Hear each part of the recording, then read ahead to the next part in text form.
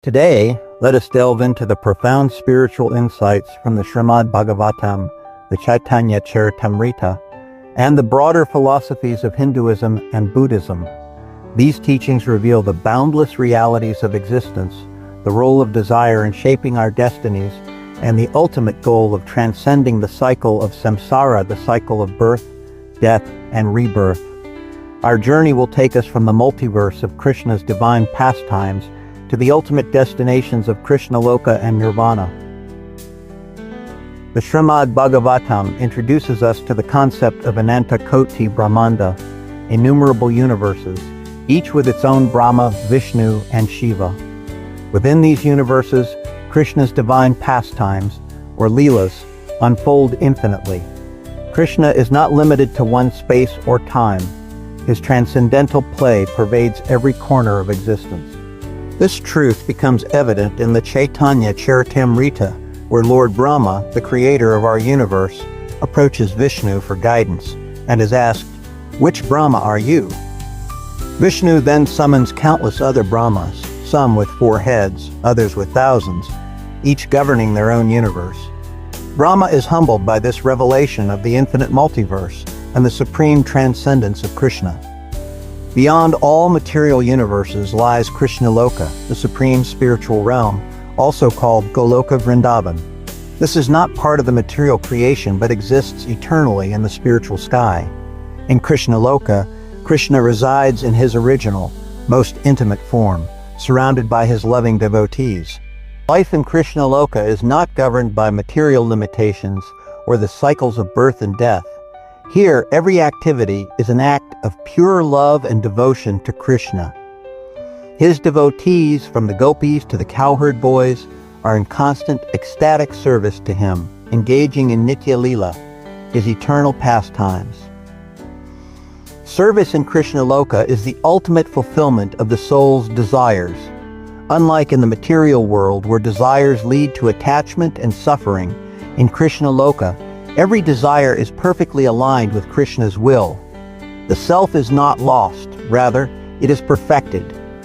Each soul retains its unique identity and individuality while experiencing the ultimate joy of an eternal relationship with Krishna.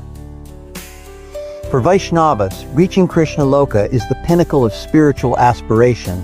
It is not about escaping existence, but about transforming it, about redirecting one's desires to serve Krishna eternally and participating in his divine play. Desire, kama, plays a pivotal role in both Hinduism and Buddhism, but the two traditions approach it in fundamentally different ways. In Buddhism, desire is seen as the root cause of suffering. The Buddha taught that craving keeps us bound to samsara, the endless cycle of birth, death, and rebirth. Liberation, or nirvana, is achieved by extinguishing all desires, including the desire for individuality. In nirvana, the self dissolves into the whole. There is no longer a sense of I or me. There is only an infinite, serene state of being. For Buddhists, this merging into the ultimate reality is the highest liberation, a state free from suffering, ego, and identity. This path is marked by renunciation, mindfulness, and meditation, where the goal is to transcend all attachments, including one's own sense of self. Hinduism, particularly in Vaishnavism, offers a contrasting vision. While Buddhism seeks to eliminate desire, Vaishnavism teaches that desires can be transformed into tools for spiritual growth. Rather than renouncing all desires, one redirects them toward Krishna.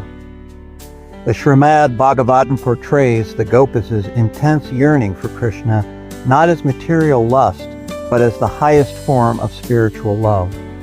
Their desire is not to possess Krishna, but to serve him unconditionally. This selfless devotion transforms desire into a path to liberation. In Hinduism, the soul does not lose its individuality upon liberation. Instead, it attains its perfected state, eternally serving Krishna in a unique, loving relationship. Unlike merging with the whole in nirvana, the Hindu path celebrates the soul's eternal identity as a servant of God. The destinations of Krishnaloka and Nirvana reflect the fundamental differences between these two paths. 1. Nirvana, Buddhism. The self dissolves entirely into the whole, achieving liberation from the cycles of samsara.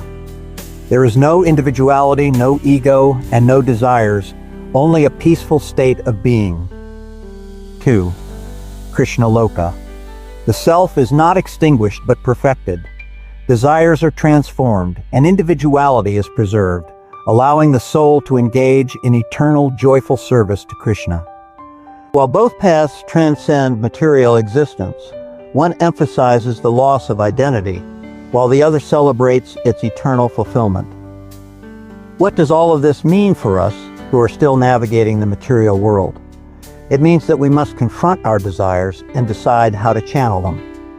In the Buddhist path, this means extinguishing desires entirely to achieve liberation. In the Hindu path, it means purifying and redirecting desires to align with the divine.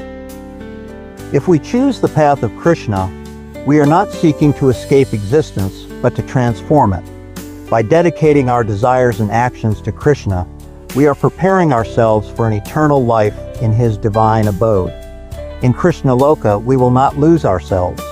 Instead, we will find our true selves in loving service to the Supreme. In this infinite multiverse, Krishna's divine play unfolds eternally, inviting us to participate. Whether we choose the path of merging with the whole or the path of eternal service, the choice is ours. Both paths lead us beyond the illusions of the material world. As we reflect on these teachings, let us remember that our desires are not insignificant. They are the keys to shaping our eternal journey.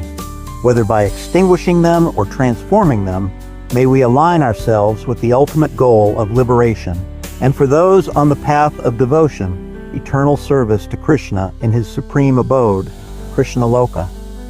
Thank you. Hare Krishna,